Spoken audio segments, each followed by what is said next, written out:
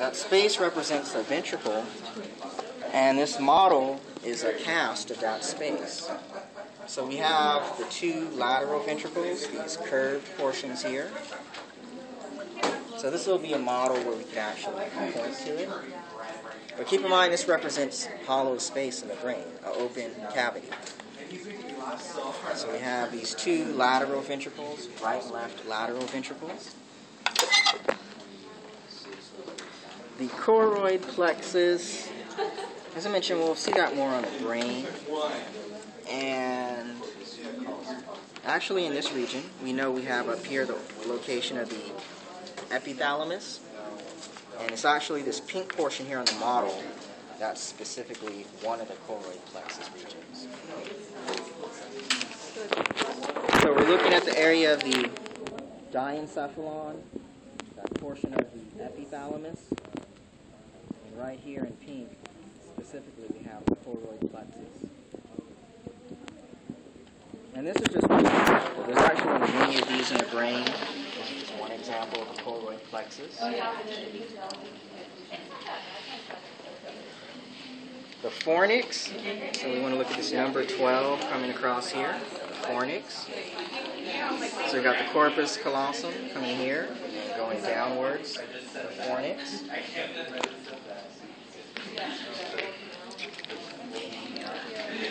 We'll do all of this area again for the diencephalon, so the roof portion, the epithalamus, the walls, so 20, 21.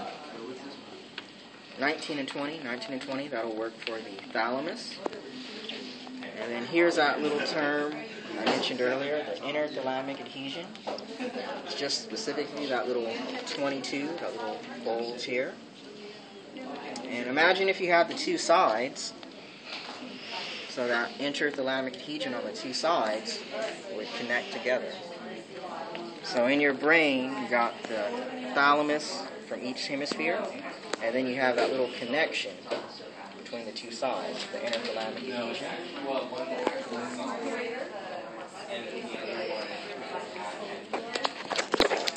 I think we're at pineal gland. So tiny little number 23 right here. Pineal gland. Is that 23? Yeah, 23. The number's kind of rubbed off. And I think you have a little bit of the description of function. You say like biological talk. Yeah, this is, we'll talk about the hormone released here, melatonin. It sets your cycle when you wake up, when you go to sleep. Right in here. So this is still a portion of the epithalamus. It's actually the posterior end of the epithalamus, the pineal gland.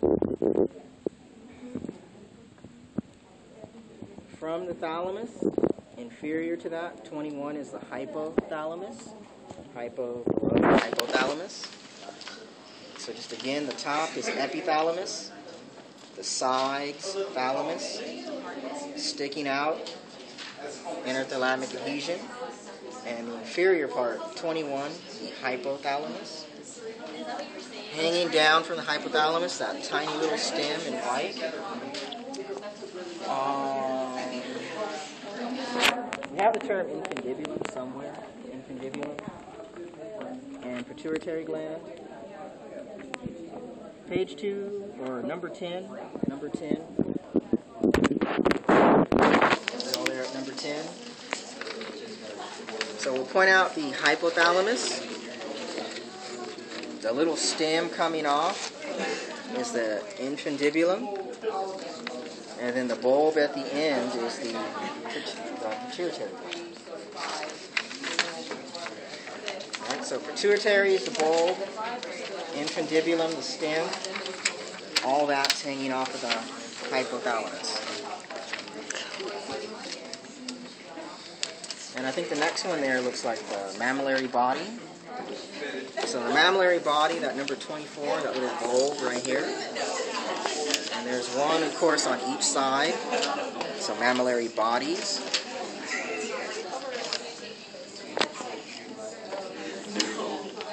And then just back here again, the pineal gland. So that should really finish all the area of the diencephalon. We had the pituitary gland, infundibulum, the hypothalamus, the thalamus, the inner thalamic adhesion. We had the epithalamus, and in pink, choroid plexus, pineal gland. So all across the inferior side of the diencephalon, pituitary, infundibulum, mammillary body, and pineal gland. Pituitary, infundibulum, mammillary body, pineal. We got pituitary, infundibulum, mammillary, pineal. We got PIMP right across the bottom. Pituitary, infundibulum, mammillary body, and pineal body or pineal gland. It said both ways, body or gland. All right, and let's do one more area, the mesencephalon, right in here. So a lot going on in the brain. Mesencephalon, it's the neck on the seahorse portion. This anterior part, we have the term the cerebral peduncle at number 12. The cerebral peduncle, this anterior portion.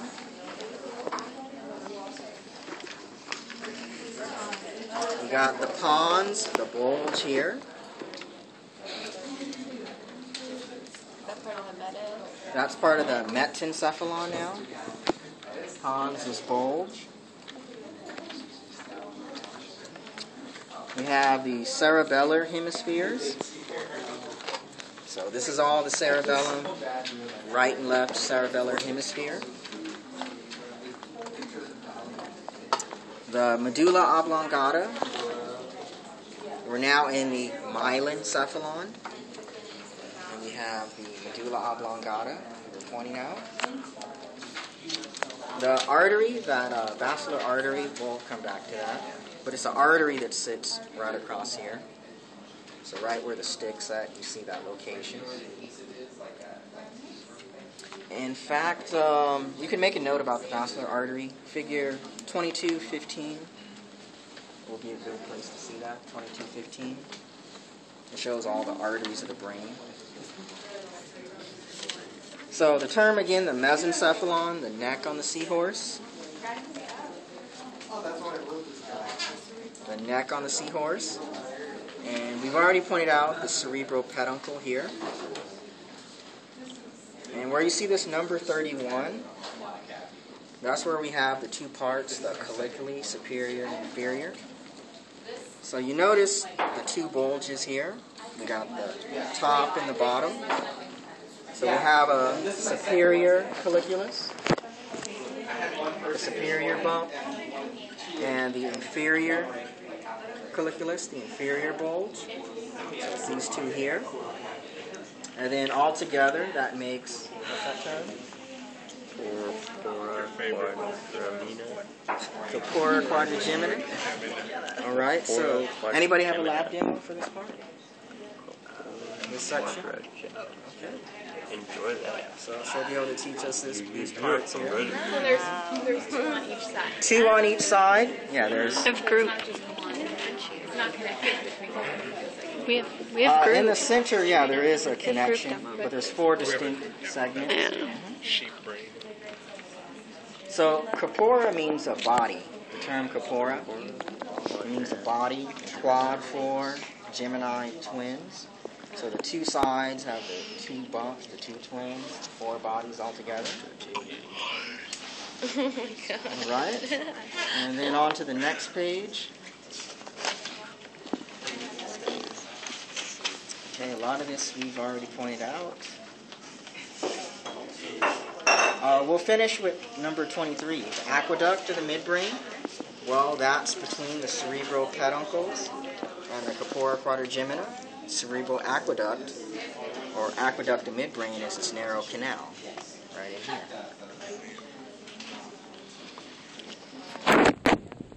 Alright, so that's enough to get you started.